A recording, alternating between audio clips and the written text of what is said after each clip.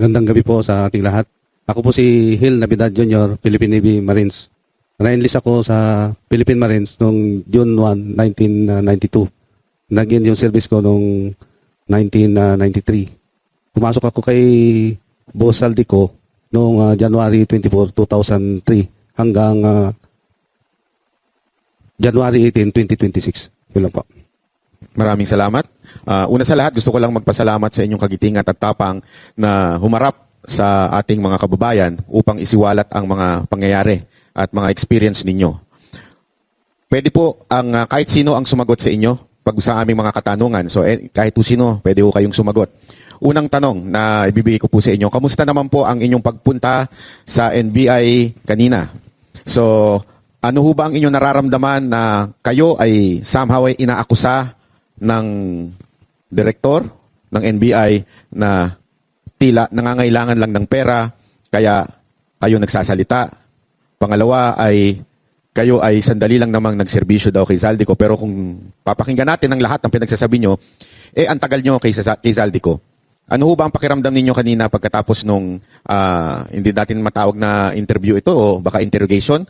Ano ang inyong pakiramdam? Kahit sino po pwedeng sumagot. Kanina sir, nung pumunta kami sa NBI, maganda naman po yung trato nila sa amin. At lahat naman po na kanilang tinanong sa amin, amin naman pong nasagot ng maayos. Yes sir, magandang gabi po. Kami po ay nagpapasalamat sa sangay ng National Bureau of Investigation sa pakipag-asikaso sa amin nung dumating kami doon. Very hospitable po sila. Tapos maganda yung approach sa amin. At naiintindihan nila yung side namin at naiintindihan namin yung kung ano yung purpose para sa amin. Yun lang po, maraming salamat. Thank you po. Ano ho ba inyong naramdaman kanina na kayo ay hinarap sa NBI? Meron po? Okay. Wala na siguro. Kayon, si Sir. Smooth sailing naman po sir sa kabuuan. Smooth sailing naman. Ayan. Okay. Master. Eto po, pangalawang katanungan natin. Kanina, dito muna tayo sa NBI, ano? Ano ang unang ginawa at ipinaliwanag sa inyo ng investigador pagdating nyo sa NBI para lang sa kalaman ng ating mga kababayan na ngayon sikat na kayo eh. Sinusubaybayan na kayo sa mga balita. So para malaman nila kung ano yung nangyari sa NBI. Kahit sino po pwede sumagot. Sige po. Hello. Bali, ang unang tinanong kasi nila sa amin sir is about sa aming serbisyo. Kung talagang kami po ay tunay na Marines at saka tunay na Army. So naliwanagan naman po sila nung ibinigay namin sa kanila yung mga length of service namin, kung kailan kami pumasok, anong serial number namin. So doon naman po ni talaga na kung ano po yung mode of discharge ng mga bawat isa sa amin, kung ano po yung mga lahat ng mga nangyari sa aming serbisyo. Yun po yung unang tinanong po nila sa amin mga sir. Kung ano yung pangunahing tanong, ano ba yung tinanong sa inyo at ano yung ibinato sa inyo ng mga investigador? Wala pa naman yan sa korte, so maaari nyo pang sabihin yan. Saka tinanong po nila sir kung ano po yung mga participation po ng bawat isa po sa amin. Regarding po sa mga itong tinatawag natin na mga basura na yun ang mga tungkol sa mga mali-malitang pera po. Yun po yung mga tinanong po nila sa amin sir. At kung meron po kami mga ebidensya na aming ipapakita, yun po yung mga tinanong. Gaano kayo tumagal kanina sa NBI? Matagal ba yung question and answer nyo doon? Almost kanina sir, 3 to 4 hours. 3 to 4 hours. Yes sir. Salamat Nagbigay pa rin kayo ng panahon sa amin para matanong. Coach. Una, bago ko kayo tanungin, in behalf sa mga Filipinos, no, hirong-hiro po ang dating sa inyo. At alam ko, napakahirap ng ginagawa nyo, lalo-lalo na yung may mga asawa at may mga anak. Kaya sir, saludo sa inyong lahat dahil mahirap po itong ginagawa ninyo, itong sinisiwalat ninyo ay mabibigat na tao. No? Pero ito ang aking tanong, may mga dokumento o ebidensya ba kayong ipinakita o ipinasa sa NBI kanina? And bigyan ko na rin ng follow-up question kasi merong sinasabi itong si Director Matibag na meron daw 8 sa inyo na hindi naman nagtrabaho kay Saldico or under doon sa ibang handler. Meron po ba dito, sino dito yung 8 o meron po ba o wala? Linawin nga natin. Sige po. Sir, wala yung sinasabi po ni NBI Director na yung 8 po na hindi po nagtrabaho kay Boss Saldi, hindi po yung totoo, sir. Lahat po kami, sir, nagtrabaho kay Boss Saldi ko. Saan kaya niya nakuha yung chismis na yun? Di lang namin alam po, sir, kung saan po nanggagaling yung mga... Paano ba kayo napasok bilang security ni Saldico? Meron bang particular na tao na kumontak sa inyo o si Saldico mismo tumawag sa inyo o ni-refer lang kayo ng bawat isa? O may kaibigan kayo o may isang tao kayong parang handler? Sige po. Unang-una po sir, nag-hire po si Boss Saldi ng Marines. So first siya nag-hire sa amin PA Marines. So lahat ng proseso ginawa po namin pag-apply. So sa totoo lang po sir, ako po yung unang-unang Marines kay Boss Saldi. Bago dumami itong mga Marines. So 9 years po ako kay Boss Saldi ko sa kumpanya. So sabi niya sa akin, yung namatay si former Congressman Matucabe, sabi niya sa akin, Sam, I need 7 Marines right now in 1 week. Can you produce? Sabi ko, yes sir. So wala pang 1 week sir, nakaproduce po ako ng 7 Marines. So yung ganun po yung nangyari. Tapos tuloy-tuloy na po yung pag-hire namin at saka bawat isa sa amin sir magkakakilala kami. May mga classmate kami dito sa training sa Marines. So yun po ang hina-hire namin po sila para siyempre ayaw kasi ni boss na hindi kilala ni boss. So automatic na-hire po sila. Dumadaan po naman sa proseso.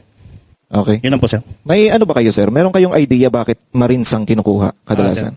Ang kuan kasi sir, ang story po kasi niyan, yung si ano po sir, mga tulpo. Marines po kasi yung mga security niya.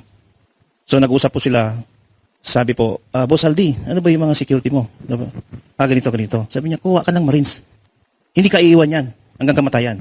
Pero biniro niya, huwag mo lang gutumin. Yan. So ito, boss, wala nang question, no? Kasi may mga nagtatanong, may mga nagtataka, hindi, sinisiraan lang yan si Martin Romualdez, hindi naman niya nagtrabaho kay Saldico. So ngayon, i-close na natin yung diskusyon na yon na hindi kayo nagtrabaho kay Saldico. Dahil lahat po kayo dito ay nagtrabaho pala kay Saldico. Okay? May katibayan po kami sir na may mga company ID po kami. Ayun. Maganda May yan. mga picture ba kayo, sir, with Saldico? Meron po sir, meron. Talaga. Tapos, regarding sa NBI pa rin, ano? Kasi kanina, pagkatapos, pag-alis nyo ata doon sa NBI, na-interview itong bagong director ng NBI, tinawag nga niyang deadlock itong pagkikita ninyo. So, ibig sabihin, parang nagkaroon ata ng diskusyon sa magkabilang panig. Kaya, hindi natuloy yung pag-uusap. At isa pa, sa inireklamo niya ay hindi raw kayo pumayag noong one-on-one nakakausapin. Ano po ang masasabi niyo doon? Sir, ganito ka sir. Nung pumunta kami sir sa himpilan ng National Bureau of Investigation is nag-iisa lang po yung aming abogado. So may karapatan po kaming magkaroon ng abogado bawat isa. So hindi naman kayang i-sustain ng isang abogado lang po yung bawat isa sir sa amin. Kaya hindi kami pumayag talaga sir na hiwa-hiwalay sir. Yun, maliwanag. Anong masasabi niyo dun sa parang akusasyon na dahil sa economic problem daw ninyo, ibig sabihin nangangailangan lang daw kayo, kaya kayo nag-iingay at nagsasalita. Ano masasabi niyo? Hindi ba kayo nasasaktan dun? Sir, sa amin sir bilang mahirap na mamamayan ng Pilipinas, kahit ganito lang po yung estado ng aming buhay. At since nung umalis kami sa serbisyo hanggang nagtrabaho kami kay Boss Saldi, meron naman po kaming kaunting naipon. Although na natanggal kami, pero yung naipon namin yun, sir, yun po yung ginagamit namin hanggang ngayon, sir, na ikinabubuhay ng aming pamilya.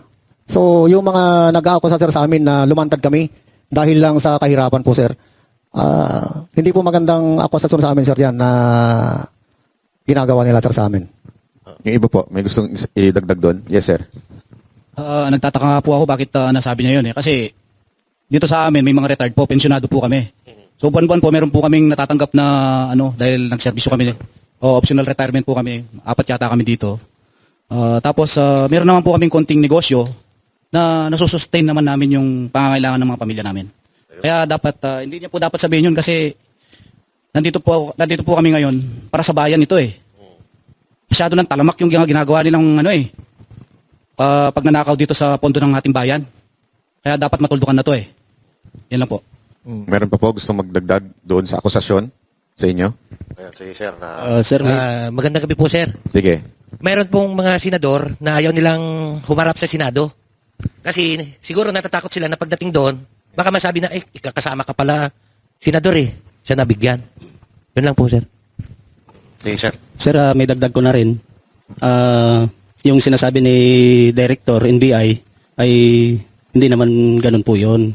Ang totoo po ay nakapag-ipon na rin naman po kami sa tagal namin doon kay Boss Saldi. Tapos po, may separation pay din kaming natanggap. Yun. Kaya sapat po yun para sa amin. At hindi po kami nagpapabayad dahil lang dito sa kwan na ito. Lumabas kami talaga, bukal sa aming kalooban, sa mga kasama ko.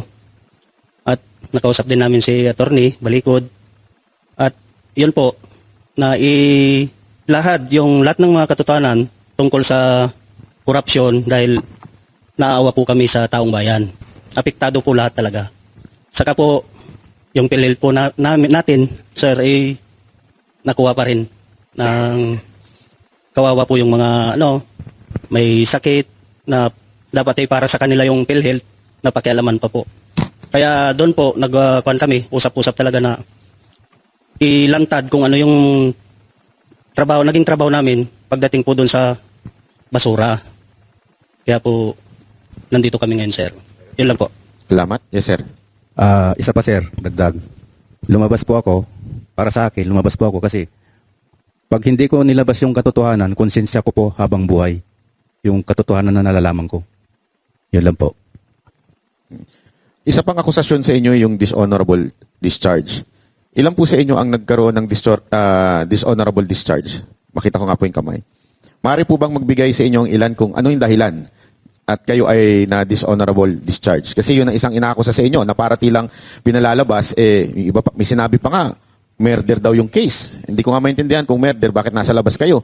Diba? So, paliwanag nyo na yung kung sino man yung gusto magsalita at magsabi kung bakit kayo na dishonorable discharge. Sige po, sir. Ako muna po. Yung dishonorable ko po, sir, sa Philippine Marines, nangyari po noon, nasa serbisyo po ako. Ngayon po, hindi ko po akalain na ganun yung mangyayari sa akin dahil yung case nung civilian ako wala naman po talaga akong partisipasyon doon. Tapos po, nakapag-clearance ako sa Marines, nakapag-enlist ako. Noong 16 November 2000, clear naman po ako. Hanggang nag-report na po ako sa Mindanao. Doon po sa Zamboanga, din Tawi-Tawi, Hulo, ganun po. Then bumalik ako ng Manila dahil na-reassign ako ng 11 Batalyon. Doon po, nalaman ko na meron po akong kaso na nilabas ng Philippine Navy laban sa akin na nasangkot ako sa kaso. Yun po frustrated murder. Yun po. Then, ang ginawa sa akin, na-discharge po ako. Tapos, inayos ko po yung kaso ko sa regional, doon sa probinsya namin, sa Pangasinan.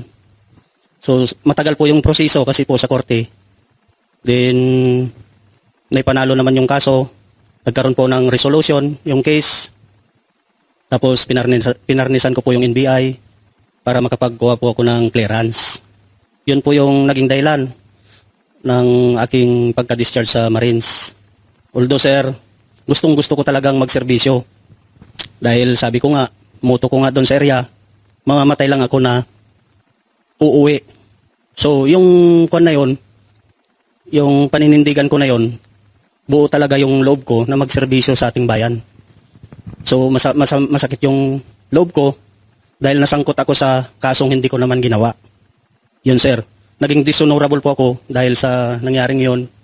Pero, tinanggap ko pa rin po kasi sumobra na po ako dun sa taon na dapat makabalik na ako ng 5 years sana, nakabalik na ako sa Marines. Ang sabi po ng Navy sa akin ay overstaying na po ako sa labas. So hindi na po ako tinanggap. So linawin ko lang, sir. Dismiss yung kaso nyo. Dismiss po yung kaso ko sa korte Prosecuted po. murder. Opo. So, malinaw yon na hindi tumatakbo yung kaso ngayon. Dismiss po. Dismiss na po. Tapos hindi kayo pinabalik. Opo, sir. Ganun po yung nangyari. So, yun ang dahilan dahil daw, hindi dun sa murder, kung hindi dahil matagal daw kayong nawala. Yun po yung dahilan na hindi ako nakabalik agad po. Sige po, meron pa po bang gusto magsalita regarding dishonorable discharge? Yes, sir. Magandang gabi po. Sa case ko naman po, sir, nag-awol po ako dahil po sa pamilya ko po. Problema sa tatay ko noon nagkasakit. So, during that time, nasa line ako ng pamamanihikan ko doon sa malayong lugar ng aking misis. So, na-hospital si tatay ko dahil sa travel namin. Nagpaalam ako na pwede po ba makapag-extend, ma'am, sir? Kasi si tatay ko, dinala namin sa hospital, nagka-emergency. So, nangyari, hindi ako pinayagan, sir. Tapos, nung bumalik na ako, nag-report ako, kahit inawal ako, nag-report pa rin ako. Doon na, sir, na tinuluyan ko na lang talaga dahil parang bumaba na yung moral ko noon, sir. Pero ang issue dito kasi, sir, this is not just about our military background. Ang issue dito, sir, is corruption, sir. Lala na, sir. 18 point something trillion ang utang ng Pilipinas. Paano kami sunod na araw, sir? Paano yung mga anak? At magiging apo namin po. Kaya po, desisyon po kami na lumabas, hindi dahil sa binayaran kami. Kung sino man po nagpapakalat ng binayaran kami, hindi po yan totoo po.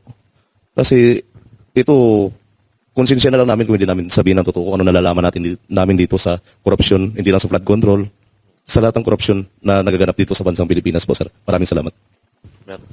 Meron pa po? Na gustong paliwanag? Sa akin, sir, nangyari kasi sa akin, sir. Noong panahong doon sa area ko, sir, tapos nabalitaan ko lang yung asawa ko may sakit sa puso.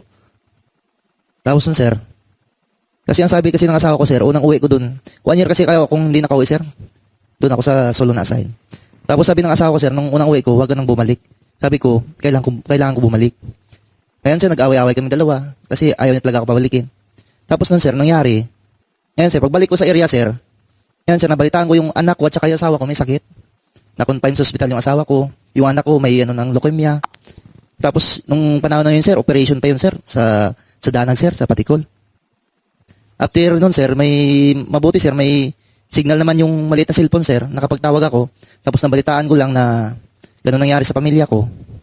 Yun, sir, sabi ko, umiyak ako dun sa barracks ko, sir, dun sa, nag-ano kami dun, sir, harboring. Umiyak ako dun, sir, tapos sabi ng officer ko, sir, umuwi ka muna. Tapos nun, sir, ang ginawa nila, pinababa ko ng Sulu, ng bus, tapos pinapunta ako ng Zamboanga, in-advisean ako na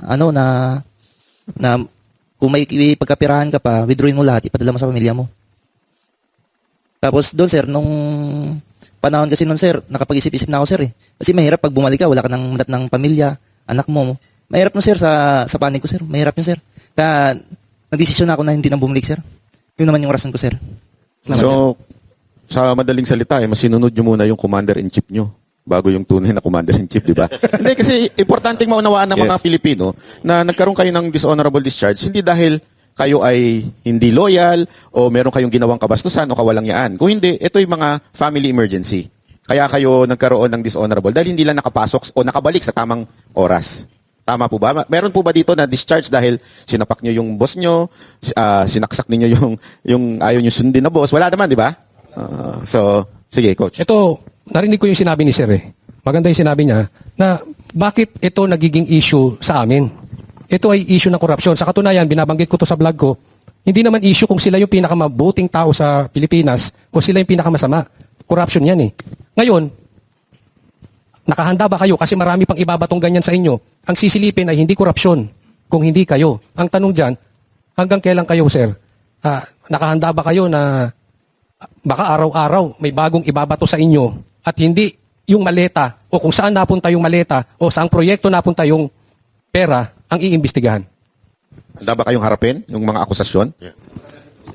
Sige. At kasi ito yung pagkakataon nyo na makasagot kayo dahil usually sa interview nyo at interview dun sa NBI, ang dating talaga is kayo ang iniimbestigahan eh. Sige, Dagdagan ko na rin yung tanong na yun para isagot nyo na ng isahan. Di ba kayo natatakot ng inakusahan ninyo ay isang pangulo ng Pilipinas na pinagdeliveran? Sige, Mike po. Sir, hindi kami natatakot kasi ang sinasabi lang namin dito ay pawang katotohanan lamang po. At based po doon sa trabaho namin, nasaksihan naman talaga namin yung mga pera at kami yung nagdadala sa mga sangay ng gobyerno po natin. Yun lamang po. Okay, may gusto sumagot? Yes, sir. Sa likod.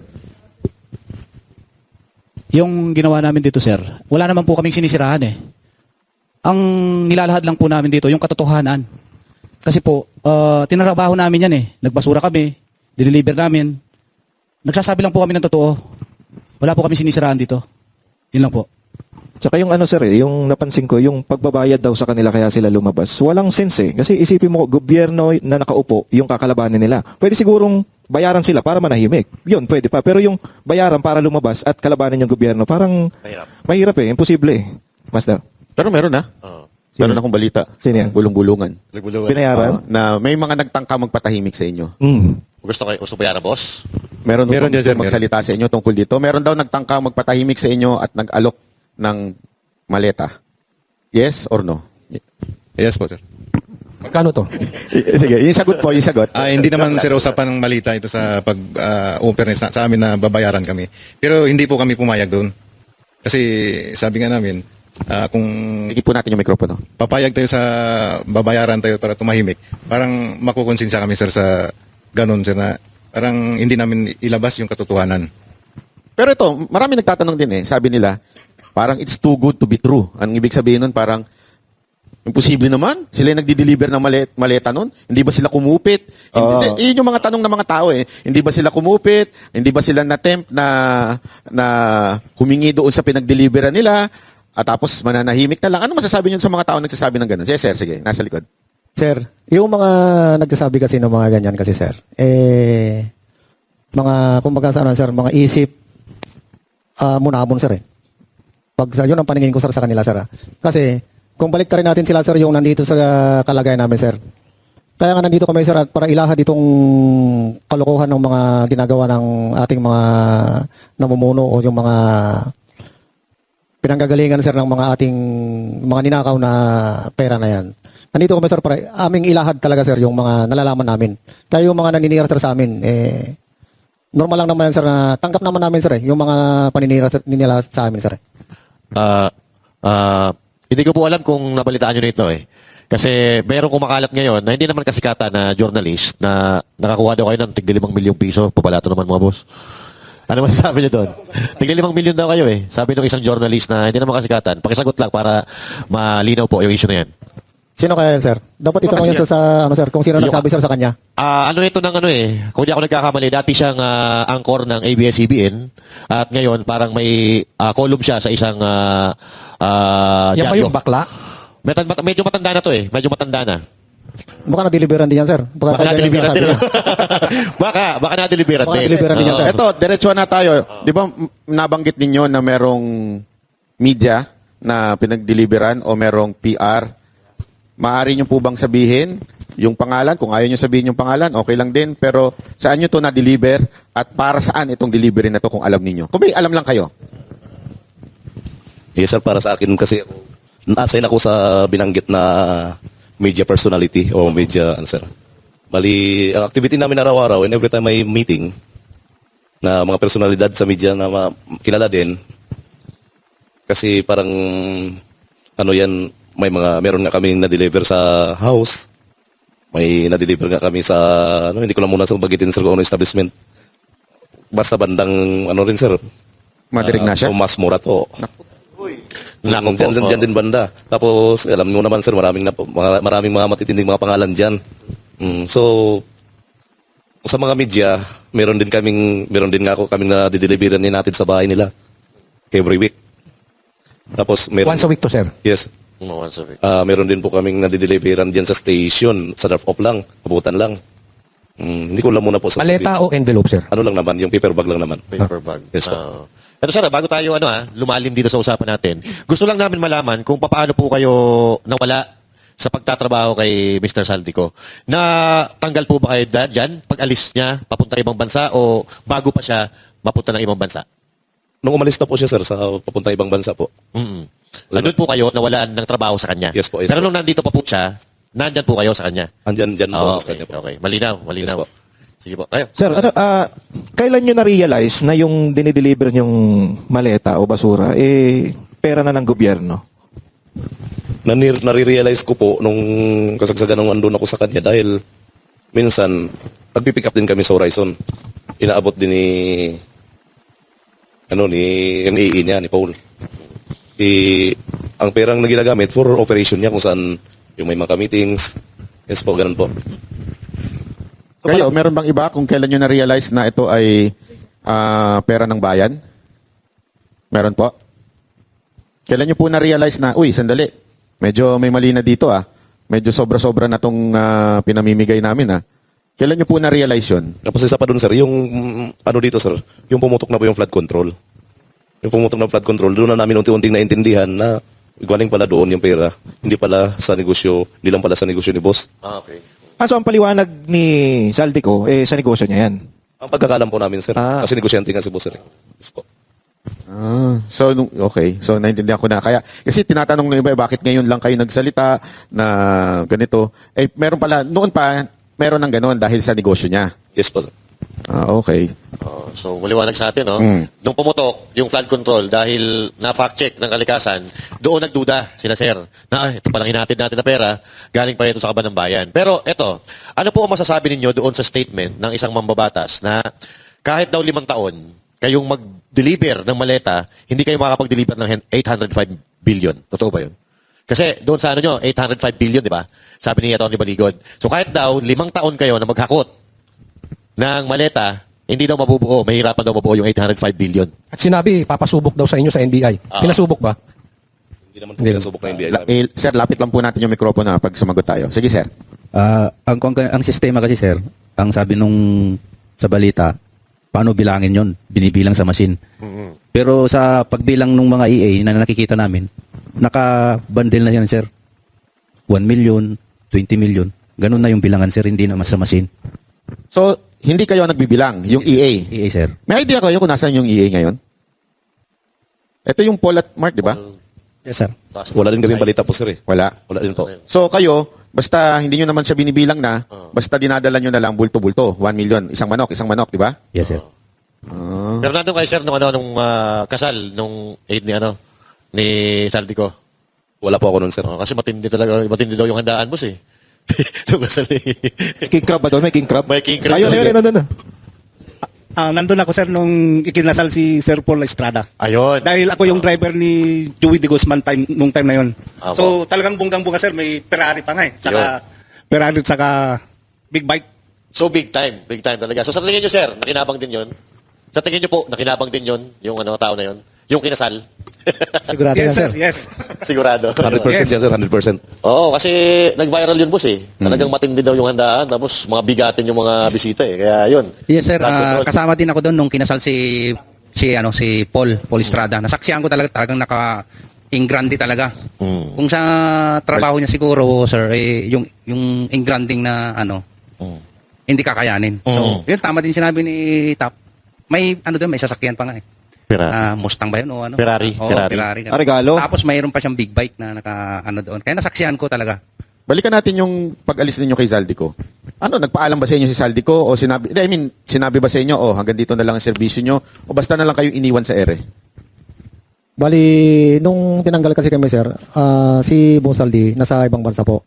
So, bali, ang nagpa-terminate na lang, sir, sa amin is yung head ng HR at saka yung mga officer namin, sir. Sila sila na yung parang nag-facilitate.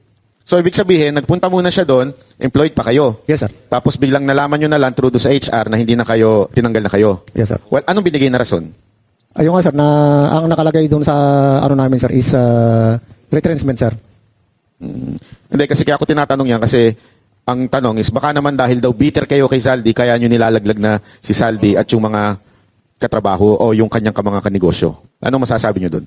Sir, ang masasabi ko dito, nung tinerminate na po kami, ay wala na po kaming magawa kasi ang sabi po sa amin, wala na po silang may pasahod sa amin.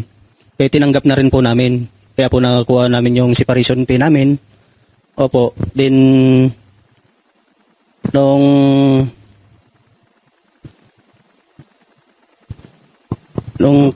kalahati lang po yung binigay pala sa kuwan namin, sir. Sa benefits na binigay po sa amin. Pero naging sapat pa rin yun sa amin kahit sa malit na halaga, malaki na yun sa amin. So hindi na buo ni Saldico? Opo. Ito si Saldico, may pera pandemanda sa akin. Hindi mo lang binayaran ng buo ito mga ito. Ikaw talaga. So may utang pa pala po sa inyo si Mr. Saldico? May panahon siya magbayad ng abogado laban sa akin pero pambira ka Saldico. Pero eto boss, regarding pa rin ito sa sa mga pera-pera na yan. Kasi media personalities, nasabi nyo kanina na merong nag-aatid kayo ng pera, especially si sir. Sa mga government officials, pwede ba natin sabihin kung kanino kayo madalas na mag-deliver? At kung ito ay tuwing meeting lang ba o regular? Yan. Nakaschedule ba? Ito, sa araw na to, magdi-deliver tayo kay... Linggo-linggo. Ibig sabihin, linggo-linggo. Linggo-linggo. Magdi-deliver tayo kay Junel. Magdi-deliver tayo... So, ano ba ang format ninyo? Government official, ha? O pag inutusan lang kayo, doon lang kayo nagdi-deliver? Ayan. Sige nga po, meron pong gusto Kahit sumagot. sino po? Simula nang umupo si boss ng chairman ng APRO, yung routine ng pagdi-deliver, yung regular, kay dating Speaker Romualdez. So, sa 42, umpisa niyan 2022, September, sa 42 hanggang December 2023. Ngayon, hindi ko alam kung bakit nalipat. Nalipat siya sa 14 Nara Street, South Forbes. Doon na po yung sunod na imbakan. Yun pong regular na duty. Pag-deliver namin sa kay dating speaker. Speaker Romualdez. Meron pa pong iba? Na Yung regular, doon muna tayo sa regular. At saka yung madalas yung pinagde-deliveran. Siguro sundutan ko na rin, Banat Bay. Kay Speaker, simula 2022, tama ba? Regular po ito. Ngayon, kay Presidente naman, Kailan nagsimula regular ba yun? to? Kailan nagsimula? Sino po ba dito nag-deliver sa Ilocos? Wala dito. Wala dito. Okay. Pero alam niyo po ba kung kailan din gaano kadalas ang pag-deliver doon at Kailan ilang nagsimula? beses at kailan nagsimula? Hindi po namin direct na nagde-deliver kay BBM. Kasi po ang alam namin, yung sa kay speaker, siya na po partida ni BBM. Yung sa Ilocos? Meron din dyan yung may participation yung ibang tropa. Pero wala po dito. Wala dito. So, Tama po ba kasi kung tama yung aking pagkakaalala, ang sabi ninyo ay nag-deliver kayo sa Ilocos, may one time pa nga eh. Hindi ko alam kung one time o gaano kadalas na si Sandro pa ang tumanggap. Nandoon siya. Tama po ba? At meron ba kayong picture with Sandro? Yung nag-deliver po, meron sila. yung nag-deliver, may picture kay Sandro? Apo. Kay, Na tinanggap niya yung pera? yung dineliver po nila. Kasi nagpa-picture sila doon sa bahay po. kay kay Speaker Romualdez, may picture po ba kayo? Mostly kasi yung nagre-receive dyan, yung Mayor Duma po. Sa 42. Wala, may picture yung mga EE po. Minsan mag-picture nga umiiwas kami kasi hindi man kami iniisip namin na balang araw gawin namin ebidensya ito. Kasi sa amin po, trabaho lang. Nakikita nyo siya personal, si Romualdez? Wala po siya sa pag mag-deliver. Okay. Sundutan ko na rin yan. Sa dami-dami ng deliveran nyo, sino yung nakikita nyo ng personal na politiko o government official? Yung talaga nakita ninyo? Kahit hindi tumanggap pero nakita ninyo?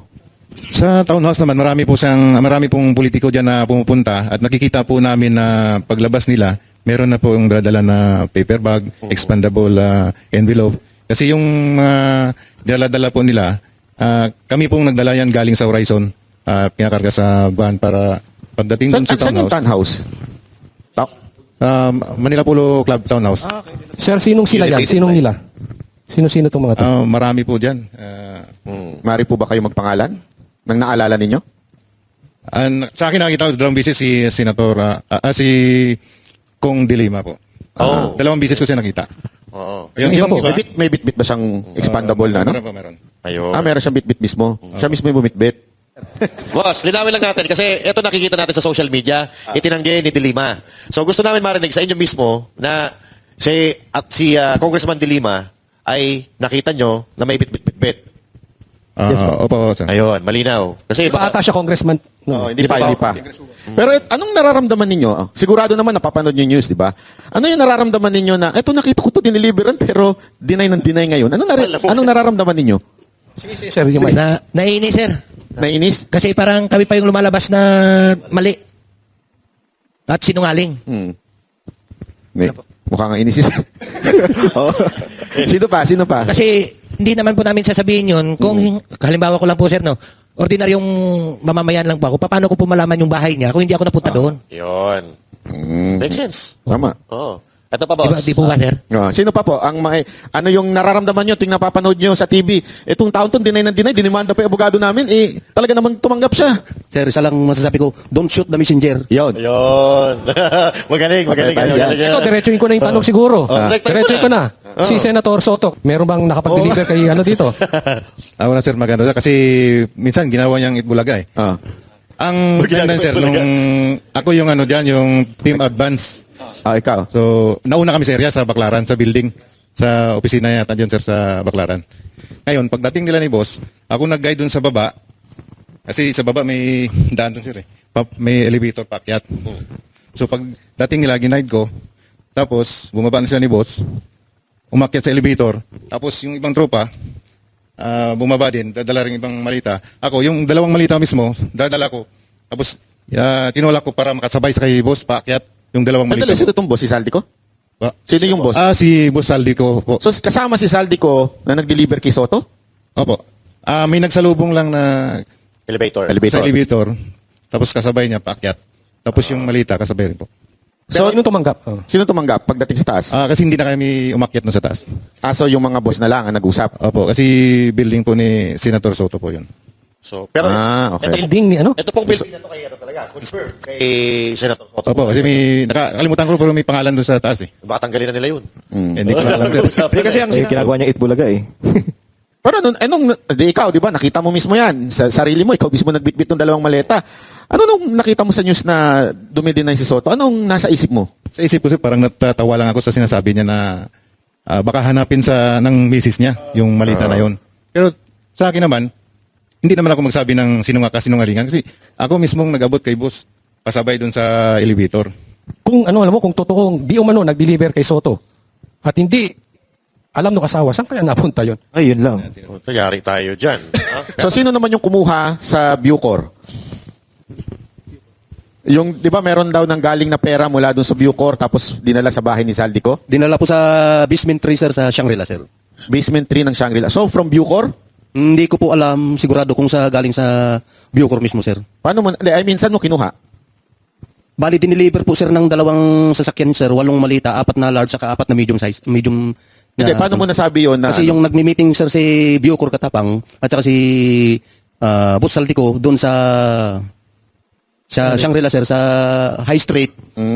Nagpasama po si E.E. Paul Estrada, sir, na kung pwede pakisamahan siya para i-discarga yung mga laman ng pick-up, yung mga 2 sasakyan, sir. So, linawin natin. So, may meeting si Saldico at saka si Katapang. Yes, sir. Kanino yung sasakyan na pinagkuhanan ng maleta? Sa inyo ba? O hindi nyo sa Hindi sa amin, sir. So, hindi galing sa inyo, nagpasama lang si Paul para kunin, tapos inilipat. Iniakyat namin sa number 56 Horizon Home, sir, sa condo unit ni Boss Saldico. Okay. Ano to, one time lang ba to nangyari o regular na nagbibigay Sa partisipasyon ko, sir, isang beses lang ako naka-sir. Ano ba sa iba na... Actually sir, dalawa kami nung nagpunta doon sa sa baba ng Shangri-La sa lower level 3. Kami nagbuhat noon, lipat sa sasakyan namin. Tapos inakyat namin doon sa 56 sa Horizon. Saka may mga iba pa kaming mga kasamahan, sir. Tulad nila... Pero isang beses lang to. Sa akin, sir, isang beses lang, sir. Sa akin din, sir. Yun na lang yung isang beses. So, after nyo matid, alis na kayo? Yes, sir. So, wala namang pag pinag-deliveran, kinuha ni Saldico yung kalahati, tapos, ito, dalhin nyo na sa iba. Walang ganon? Wala ganon, sir. Siguro, nung pagkatapos ng ibang araw, yun na, in-deliver na yata kung saan yung ipa-deliver po. Meron pa po ba dito na naalala na pinag-deliveran ninyo, na kayo mismo personal, nakita ninyo o alam ninyo na ito ay sa particular na tao na ito?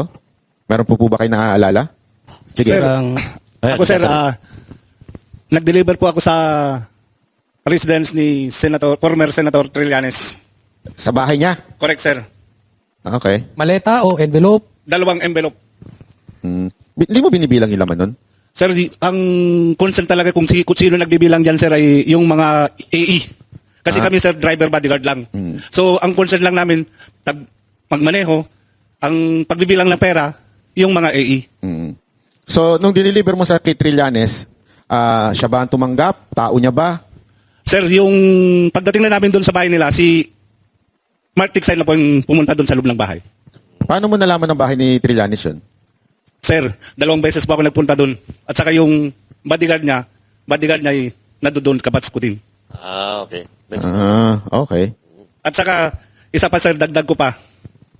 Noong panahon na nagdadrive pa ako kay Joey D. Guzman, 2 beses ko din na sinundo doon sa may DBA, Dasma Village, Makati, si former Senator Sonny Trillanes. Kasi ayaw niya magpakilala, sir.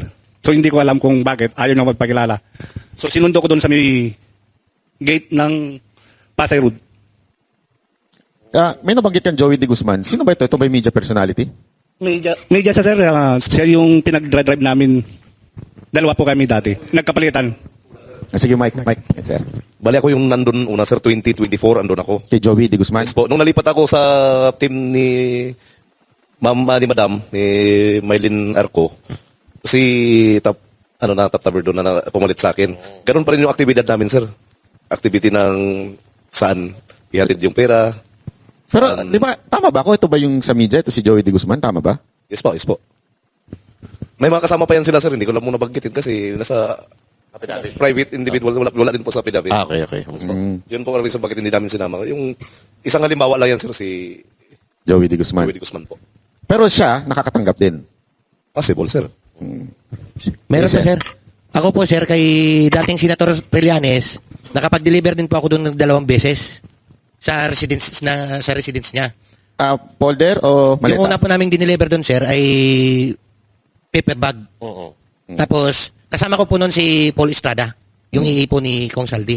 Yung pangalawa po, 6 na malita yun, kasama ko na po si Mark Tiksay. Yung AA din po yan ni boss. Kaya kung ano man po yung inano niya sa TV, todo deny po, imposible naman siguro. Anong nararamdaman nyo nung siyang unang-unang pumiyok at nagalit? Kaya nga at po, sir, dinimanda naiinis kami, lahat? sir, eh. Ha? Kaya nga po, sir, naiinis kami. Naiinis, nagagalit ka rin po kasi totoo yung sinasabi mo eh. Tapos, pinapasinungalingan niya. Si Sir. May kanina si Sir may gustong sabihin. Sige. Sir, experience ko rin po kay former Senator Trillanes. Itong 2025 po, nagdala kami ni Mark Tiksay doon sa bahay niya, dyan sa may Antipolo. Isang expandable paper bag po. So, regular din po pala itong pagdi-deliver kay Trillanes kasi si Sir 2 beses, si Sir 2 beses. No, talagang matindi talaga kasi sinungalingan. Sa tingin mo magkano yung isang ganun? Ubal to Paper rin, bag? no? Depende po, boss pagka medium, maabot ng mga Anong laman nun sir yung paper bag? Ano yan? 5 to 10 M. 5 to 10 5 to 10 talaga? M? At kalaki yung paper bag. Malaki, hindi yung maliit. Oo. Makapal sa paper bag dyan. Malaking paper bag. Ang sarap ng buhay ni Trillanes. Minsan nga, sir, napupunit pa eh. Minsan nga po napupunit pa. Sa bigat, ano? Napupunit pa sa bigat. Aba, malupit pala talaga ito si Trillanes, ha? Sinungaling po talaga yan si Trillanes eh. Bakit po? Paano po hindi sinungaling? Kasama ko po sa Magdalo. Pero mo nung tinanong siya ni Ma'am Jessica Soho na bumaliktad daw ako, nung time po na yun sa Oakwood, pinababa po kami ng junior officer niya. Marami po kami pinababa nun. Tapos sinabi niya po na bumaliktad daw kami. Nakulong po ako ng 2 taon. Nalagasan po ako ng 3 rangko na pinaghirapan ko pong spot promotion sa Mindanao yun. Kasi naniwala kami sa kanya. Naghirap po yung pamilya ko nun. Kaya wag niyang sabihin na bumaliktad ako. Napakasinungaling niya talaga. Totoo ba yung sinasabi ni Pierre Ardi na yung mga Magdalo daw, pinitik yung mga kutsara at tinidor dun sa hotel? Hindi po totoo yun. Actually, yung building na yun, walang nawala po yun. Kasi kami po mismo, pinaglaban namin yung corruption nun sa loob ng armed forces po nun. Kaya naniwala kami sa kanya nun. At actually, yung Magdalo po, buwag na po to eh. Halos wala na pong naniniwala sa kanya dahil sa kasinungalingan niya at yung tumatanggap siya. Siya mismo ang gumawa ng ganyan. Ang pinaglaban namin is corruption. Anong pakiramdam mo nung siya ang unang-unang dumidinay kahit alam nyo may na-deliveran? Di ba, unang-una, nagdemanda Siyempre, po ako nasasaktan ako bakit nagawa niya yun. Samantala yung pinaglaban namin, corruption. Tapos ngayon, siya mismo ang gumagawa. Grabe, no? Matindi pala to si Trillanes. Matindi pala to si Trillanes. Ay, si Sir, di ba, may nasabi, nagsalita na ba? Sige. May dagdag ko pa rin po, sir, doon sa pagde-deliver ko ng mali-malitang pera doon sa bahay ni Congresswoman Kimbo sa Quezon City po. Sa bahay niya mismo. Paleta rin po yan. Opo, sir. Mali-malita po. Siguro, talaga po yun. Marami po. Hindi lang 10 o 30, mga 50 pa na malita kasi may coaster po siya doon na kulay itim. Punong-puno na po yun eh. Nililipat na rin doon sa ibang sasakyan. Di kaya doon sa loob ng bahay niya. Saka may picture pa po na ebidensya kami. Sir, maalala ko rin, nag-deliver kami sa Guado. Pinasok yung mga malita doon sa bahay ni Kong Romualdez. Pero hindi na namin alam, sir, kung para kanino po yon dahil sila Mark Tiksay po at saka si Paul Estrada yung nagpasok talaga ng malita. Ang partisipasyon ko doon, tumulong po ako na nagbaba, then sila na po yung nagpasok ng mga mali-malita na yun. So, ibig sabihin pala, mga boss, yung hanggang doon may limitasyon hanggang paghatid nyo lang. Tapos hindi nyo na alam kung ano nangyayari sa loob. Opo, sir. Okay. Balikan lang po natin yung regarding sa impeachment ni VP Sara Duterte kasi ito po ay bali-balita na may mga congressman na nakatanggap ng pera galing kay Romualdez or galing kay Saldico para i-impeach si VP Sara Duterte kapalit ng perma. May ano po ba kayo doon? May experience po kayo doon? Kahit sino po, pwede mong salita. Yung sa gano'n naman, sir, hindi, alam, kami nang nagdi-deliver, no, nagdadala ng pera, pero yung nagdi-distribute, hindi na namin alam kung para kanino yan, sir. So, sa madaling salita, parang hindi nyo naman alam kung para saan yun. Kasi confidential yung ginagawa nila sa mga ganyan eh. Si Mark at Paul na yan ang may alam ko dyan. Alam mo, napansin ko lang sa kanila pag sumasagot sila, kung ano lang yung alam nila. Hindi sila nagdadagdag bawas. Dapat ganoon talaga. Oo. Kasi yung iba talaga eh. Iba, binabawasan yung sinasabi nila o kaya dinadagdagan. Sila talagang honest eh. Kung ano lang yung nalalaman nila. Yes. So baka may tanong ka. Ano po, ito, dahil dito sa mga nilabas nyong to, dahil buong mundo, buong Pilipinas nakatutok sa inyo. Meron na kayo natatanggap na banta o death threat sa inyo? Pwede po bang... Paano nyo ito nilalagpasan? Oo. Wag yun sharing technique nyo pero paano yung ginagawa ninyo? May na ba sa inyo? May nagbe-message? Nakatanggap na ba kayo ng death threat? Yan. Yes, para sa akin sir, kanina po ng umaga po. Bali tumawag yung parents ko sa akin sa Mindanao na may naghahanap sa akin na 3 tao. Inaalam kung saan na daw ang pamilya ko ngayon. At kung kailan ba daw ako nawala doon sa lugar na yon, sa bahay na kinalakihan ko. Sinabi ng, I think, barangay Kagawad doon, na matagal na yun siyang wala dito. Nag-asawa sa malayong lugar, tapos matagal lang hindi umuwi dyan sa lugar na yan. Yun ang sinabi ng kanina doon sa, kanina umaga lang po. Yes, sino po yung may experience na naka-receive ng pagbabanta or death threat sa inyo? Sir, yung pagbabanta kasi noon na ginawa sa amin ng isang officer namin is na pagka kung lumabas kayo, ang sabi doon sir, kung lumabas kayo, siguraduhin lang ninyo na mapataob nyo itong gobyerno. Pagka hindi nyo mapataob ito, may kalalagyan kayo. Yun ang sinabi mismo nila sir sa amin. Okay. So ito, isa pang tanong meron ba kayong napag-deliver ang cabinet secretary o yung mga secretary ng mga department ng gobyerno? USEC? Mga secretary or USEC? USEC, secretary. Aside from mga congressman? Meron po, sir. Sino? Si Yusik Bunuan po, sir. Si Secretary Bunuan? Yes, sir. Ng DPWH? Yes, sir. Yung umalis na, yung matanda? Yes, sir. Anong kaalaman mo doon? Bali ako po, sir, ay driver noon. Ang kasama ko po doon ay si Boss Mark Tiksay. Tsaka si Brian Lasaga. Ako po yung driver, bali si Brian Lasaga po yung yung security. So dahil driver, po yung namin, pag nagbababa kami ng malita, tumutulong na rin po ako. Yan ganyan. Ngayon pag sakay po na, kasi ako po yung driver, hindi ko pa alam isisend sa akin yung location. Yan, yung location ng EA.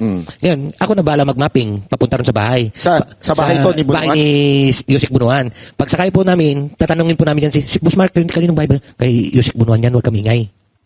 Kay Secretary Bunuan? Yes, sir. Binigyan pa nga kami siya ng tagta 3,000 eh. Galante, Ano ba yung diniliver nyo? Paper bag, maleta? Paper bag o Malita maleta? po, sir. 8 malita po. Ha? 8 malita. 8 maleta, tapos 3,000 binigay? At least meron. Yung iba, walang binibigay eh. Iba ba? Sino ba pinakagalante na... Para daw po sa amin, sir. Ha? Para daw po sa amin. For the boys po baga. For the boys. Sino pang may experience ng galante sa kanila? Sino ang galanting pinag-deliveran ninyo? Ang nakatanggap pa ng kaya. Aminin natin, di ba? Meron naman ganyan for the boys, tip, di ba? Kung baga, sir, para lang po yun sa amin na nag-deliver. Oo. Yun. At least honest si sir, di ba? Yes. Ito, sa Comelec, nag-deliver po ba kayo? Gusto namin marinig sa inyo kasi narinig namin sa social media. Gusto namin marinig sa inyo mismo. Ilang beses po ba kayo nag-deliver sa Comelec at kanino po i-deliver? Saan? Saan Comelec? Bali si chairman ng Comelec. Sino po? Chairman ng Comelec po, Garcia. Hindi man namin dineliver talaga sa kanya. Nakipag-meeting sa boss sa Maidas Hotel. Tapos yung dala na malita, 2 beses kasi siya meeting. Bali, yung EA na po yung nag-transfer doon sa sa sasakyan, pero dinikit lang sa parking. 2 beses po yun na nangyari. Ilang maleta, tsaka kailan to? Before the election ba to? Bago mag-eleksyon, tsaka yung after ng eleksyon. 4 na malita po. 4 na maleta yung down payment. Tapos yung kabuuang bayad, 4 ulit. Parang ganun. Tigda-dalawa po. Dalawa. Medium size. Wala kaya. Medium size. Sir, ito, magkano sa tingin niyo yung isang medium size na laman? Parang 35 to 40 M. 35 to 40 million. Curious lang ako, no? Pag binigay yung maleta, mamahalin din yung maleta, pati yung maleta sa inyo na. Ganun ba? Wala nang balikan yun. O pag, babalik para lagyan ulit. Di sa kanila na po yun. Doon na Sa yun. kanila po. Sige. Nakikurious ako dun sa Rimowa kasi ang mahal nun eh. Original po ba na Rimowa yun? O galing dyan sa tabi-tabi lang? Yung mga peke? Okay. Yung mga class A na tinatawag na tinitinda sa Green Hills sa Divisoria, ganun po ba? Yan po, sa mga Green Hills. Tapos yung Ang mahalaga, Divisoria po. maihatid eh, no? Nine, baka buy one take one pa yun. No? So, linawin natin, dalawa nung una, na ang tiglalaman ay 35 to 40. So, sabihin na natin 35 plus 35, 70, plus pagkatapos 35, 70. So, 140 ang total. Ito, how about delivery kay Secretary Anyo at saka Secretary Pangandaman at Secretary Tio Laurel? Meron po ba kayong kaalaman dyan sa mga sekretary na to? Townhouse na yan, sir. Ha? Townhouse po. Sa townhouse, pumupunta sila? Yes po. Kamiting nila si boss tapos si speaker. Hindi, pero ka-meeting lang o nag-abot kayo o nagdala kayo ng maleta doon sa sasakyan nila? Hindi kasi mula doon sa may Horizon, sir, may dala na kami ng paper bag. Yung paper bag, pinapasok namin doon sa Unit 8. Tapos doon din sila nag-meeting. Pagtapos meeting po, paglabas nila, dala na nila yung paper bag. Hindi, pero nakita niyo yung mga sekretary na binanggit ko? Opo, andun sa sa So, kilala ninyo? Opo, sir. Paano ba mag-sekretary? Hindi ko alam Oo nga eh. Parang turo-turo lang eh. O ikaw na. Pumapaldo pala dyan, no? Oo. Alam ko dapat yung kanta sa kanila yung yung gaano kadalas ang minsan. Parang yan lagi ang Napaghalata naman edad mo, boss. Ayun, so, Sa Quadcom. Ayan, sa Quadcom, meron bang nakapag-deliver sa inyo? yung nakapag-deliver sa House, yung mismo sa Kamara, sa Congress. Sa amin, sir, sa team ni boss, halos naman na alam naman na may dala kaming pera, paper bag. So, tuwing pumapasok kayo, di ba, siyempre, pumapasok pa si Saldico at that time. Chairperson pa siya ng APRO, di ba? Apo. So, may bit-bit kayo. Galing sa Horizon Homes po, ikakarga niya sa sasakyan. Dala-dala na po sa Congress. Tapos, iakyat namin doon. Yung EA na po yung mag-distribute. Ano to, maleta o paper bag? yun po. Paper bag. So, pinapasok nyo, saan nyo pinapasok sa Congress? Pagka inaakyat doon sa opisina ni boss. Hindi, saan kayo dumadaan? Kasi Sa marami daanan helipad yun po, eh. helipad. Sa helipad, sir. Sa helipad. Yes, sir. Doon Tapos may CCTV doon. Mayroon, sir. Kasi ito yung VIP, di ba? Yung helipad. Ang dumadaan lang dyan si speaker eh. At saka yung mga friends niya. Yes, sir. Di ba? Tapos diretso yun. So, Pero minsan din, sir, doon sa kabila sa 325, kasi dalawa yung opisina ni boss eh. Sa 325 din po. gaano kadalas yan? Anong Quadcom po? Pag may every na mag-meeting, meron pa kaming dadala. So pag may hearing, may bit-bit kayo? Opo. Hindi nyo lang alam kung saan na napupunta. Pagka labas ba ninyo, bit-bit nyo pa rin yun? Hindi na po. Alam ko sa mga member po ng Quadcom po ibibigay. Teka muna, tanungin natin to Quadcom na kasi gusto natin to eh. Parang mainit ka sa Quadcom. Hindi naman. Hindi, tuwing may meeting ang Quadcom o may hearing, ilang maleta, lahat ba sila o pang-grupo yung ibinibigay ninyo? Maleta ba? Folder? Paper bag po, individual naman pagbigay sa kanila. Yung iba na hindi na bibigyan sa townhouse na po. So yung pinapasok ninyong paper bag, 4 million ba o mga 2 million lang? Ano po yung laman minimum po 5 to 10 M po. Magkano? 5 to 10 M. Ang isang envelope? Hindi, isang paper bag. Isang paper bag. Yung expendable envelope, bali 2 M lang laman po nun. Gaano kadami yun? Yung paper bag? Marami naman po. Marami. Kaya pala sipag nila hearing. Pwede araw-araw hearing. Oo nga eh. Ito. How about Senador Escudero, Ligarda, Erwin Tulfo, at gaano kadalas? Doon po kay Senator Ligarda po doon sa bahay niya. Sa Batangas? Sa Forbes. Dito? Sa Forbes. Opo. Kasama po mismo si Kong Saldinon, sir. Ano to, senador siya o congresswoman pa noong time na to? 2024 po yan, sir. 2024. Senador na. Senador na. Pag meeting niya doon, si boss, pagpasok nung libo ni boss, binaba namin yung 2 malita. Ilang beses po yun? Gaano kadalas? O isang beses lang? Para sa akin po, sir, isang beses lang po, sir. Andali, 2 maleta? Yes, sir. Aba, Medium, Hindi pala medium yan, sir. Medium, sir. Medium? Sabihin na natin, medium. Medium 35, to, large. 35, 70. Medium po, sir. 70. 999. Bakit hindi, ito, nagtataka lang ako, bakit laging medium, hindi large? Mabigat. Mga 3 tao, sir, kung alanganin ka magbuhat. Di ako, kaya ko yun. Ako. Bigyan mo nga. Kakayanin mo. Joke lang. Tapos, doon po kay Senator Escudero, kasama din po namin si Boss Saldi noon. December po yun, sir, 2024. Doon sa bahay niya sa New Manila. 4 na malita rin po, sir. Etong mga nangyayaring, ito, di ba, pinag-uusapan natin yung ginawa ninyo sa NBI. Kasi itong paulit-ulit na tinatanong nung time na in-interview namin si Attorney Baligod na baka naman katulad din yan nung kay Gutesa na sa simula lang, tapos pag tinakot yung pamilya, naintindihan natin, ako naintindihan ko yung nangyari kay Gutesa, napakahirap nga rin naman. Sabi nga nila, i-bash ka na at lahat, gawin na sa lahat, pero pag ang pamilya mo na, dudugo na yung puso mo doon, di ba? Alam natin yan. Pero kayo ba? Kasi yan ang tanong sa amin, siyempre, di ba namin masagot? Kayo po ba, hanggang kailan kayo, at sigurado ba kayo hanggang dulo, itutuloy nyo itong laban na to? Sige po, kahit sino po. Hello, sir. Para sa amin itong tropa na to, sir. Kung anong naumpisahan namin, hanggang dulo na ito. Wala nang iwanan. Tatapusin na namin. Kung sana nga, matuldukan na to Kasi naumpisahan na namin to. Hanggang dulo na ito. Paano, sir, kung merong magtrilyani sa inyo? Malabo. Malabo mangyari. Malabo. Malabo si Medyo Trillanes, ibang no? breed yun, ano? Ibang breed. Mixed breed yun. Sige po. Meron pa iba? Hindi po gawain ng Maris yung ganun, sir. Hindi po gawain ng Maris yung ganun, sir. Yung ginagawa ni okay. Trillanes. Sa amin nga, sir, sa dami-dami naming malita, dinadala kung saan-saan. Kahit 1,000 man lang, kasi 1,000 o 500 na laman yan. Hindi pa kami nakatikim yan na magkuha dyan. Di ba? Dito, pero ito, honest to sa akin lang ako talaga humahanga sa ginawa ninyo. Dahil, pwede naman kayo manahimik Pwede naman kayong mabuhay ng mapayapa, di ba? Alam naman natin ang gulo-gulo na ng mundo, pwede kayong mabuhay ng mapayapa, pero nagsalita pa rin kayo. Napakahirap niyan Ako nga pag nagsasalita, ang dami kong kasong kinaharap paano pa kaya kayo na talagang ang binangga ninyo at talagang detalyado ang sinabi ninyo, talagang kita nyo, ilan na demanda ninyo ngayon. Di ba lahat ata ng binanggit ninyo, didemanda na kayo. Anong nagbibigay sa inyo ng inspirasyon na tumuloy-tuloy dito sa laban na to? Nagsalita kami, sir, dahil sa kapakanan po at kinabukasan ng ating bansa, lalong-lalo na po sa aming sari-sariling pamilya at sari-sariling bayan. Kasi alam na namin na napakatalamak na talaga ng korupsyon dito sa bansang Pilipinas. Kaya kailangan natin tuldukan dito, sir. Magtulungan tayo, lalong-lalo na sa mga taong bayan, na suportahan kami kung may suporta kayo sa amin through our emotional o hindi naman kami humingi ng financial, sir, kasi sanay kami sa hirap, sir. Sanay kami sa gutom.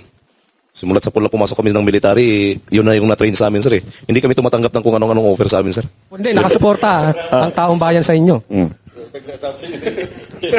Yan, nalaglag. Sige po. Kung sir, kailan pa at saka saan pa? Kasi may kasabihan nga tayo, sir, the evil triumphs when good men do nothing. Yun. Eto sir, mga sir, halimbawa, wag naman sana. Pero kadalasan po kasi parang ginagamit yung pamilya para panghinaan kayo o matras kayo sa laban. Bawat laban na sinusong, lagi po nangyayari yan. Paano po kung gamitin ng pamilya nyo para patiklopin kayo? Hindi nyo po ba naisip yun na madedelikado ang pamilya namin? Sige sir, ikaw, hindi ka pa nagsalita si sir, ngayon na. We're ready, sir. Ready. Sir, para sa akin, Thank you. itong nabuo namin to na pag-uusap noon, nag-ano na ako sa pamilya ko, kwininto ko na kung ano yung katotohanan para sa amin yung mga pagdi-deliver at kung ano yung nakikita namin at kung sino ang pinagdi-deliveran namin. Sabi ng pamilya ko, kung ano yung totoo, sabihin nyo. At andito lang kami, sabi ng pamilya ko. Kaya yung pamilya ko, sila yung nagpapalakas ng loob ko. Kaya sumama din ako dito at nabuo itong team namin na naumpisan namin. Kaya hanggang dulo na to para sa bansang Pilipinas. Good. Meron pa po. Sir, ayun. Okay.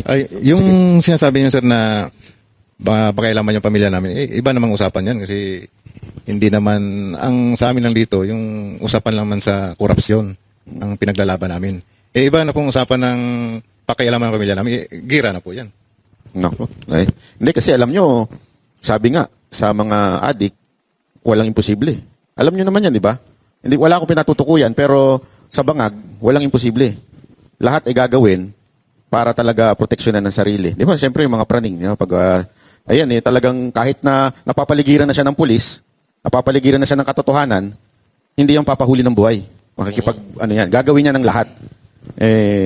Alam naman natin na marami sa ating government official na bangag sa kapangyarihan, lulong sa kapangyarihan. So gagawin niya lahat para hindi mawala yung kapangyarihan na yon at yung nakukuha pa nila hanggang ngayon. Kasi ang balita natin, di ba, kayo rin, alam niyo yan, tuloy-tuloy pa rin sila eh. Imagine niyo, kurap ang 2025 budget, until now, inulit pa nila. Para bang wala sila talagang konsensya, na paulit-ulit. Hindi ba kayo na-frustrate doon? Sa bagay na, ano ba yan? Paulit-ulit na lang. Hindi niyo ba naisip na meron pa kayong gawing hakbang na iba? Ito nga sir, yung ginakbang namin nga ngayon, baka may dadagdag pa kami na para matigil na talaga itong korupsyon ito dito sa ating bansa. So marami pa kayong ebidensyang ilalabas? Yes po, marami pa po. At saka maliban sa ebidensya, boss, parang narinig ko, hindi lang kayo 18. Meron pa pong, kung halimbawa man, may gawin sila sa inyo, may backup na mga Marines din po ba ito? Na mga natitirang iba? Ano naman ang pakiramdam ninyo na na hindi kayo inimbitahan ni Lacson at parang tila minaliit kayo ni Lacson at ni Soto? Hindi kayo inimbitahan sa Blue Ribbon? Yes, sir. Meron ba? Sige lang.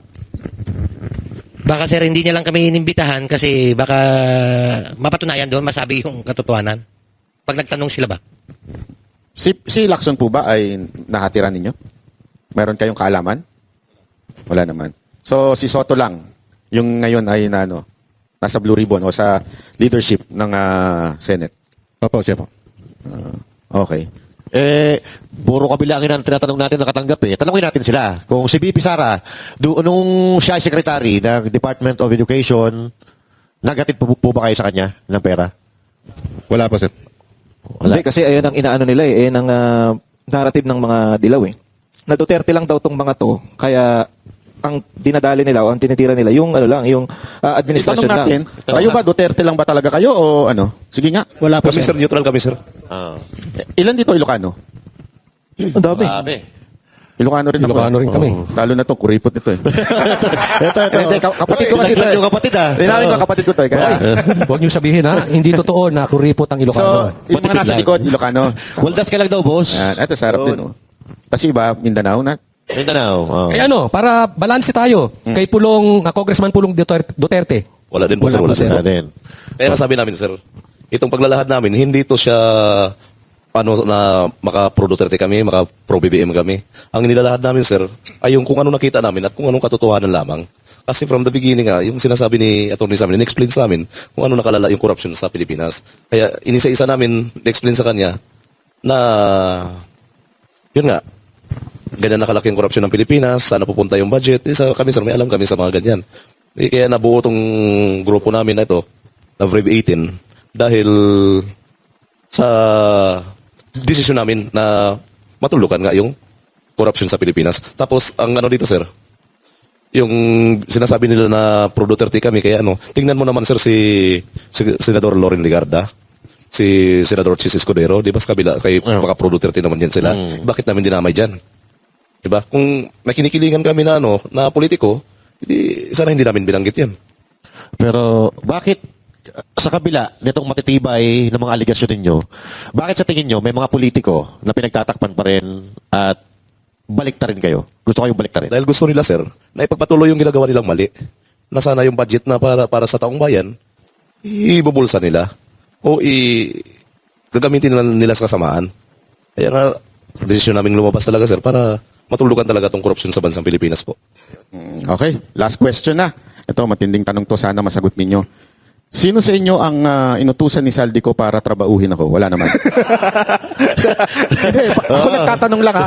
Ayan, pero hindi sasagot. Nakuan ko lang sir, nag-meeting sila sa ito sa may yung bagong opisina doon sa may FB. Fort Victoria. Nag-meeting sila doon sir. May kasamang 4 na attorney para sa kaso nyo. May dalang maleta. Kakasuhan kayo sir. May dala silang maleta, wala naman. Wala po. Okay. Okay. Maraming salamat. Pero may communication pa kayo kay Saldico. Wala na, sir. Wala na. Hindi ba kayo tinawagan at sinabing, hoy, bakit kayo nagdadaldal dyan?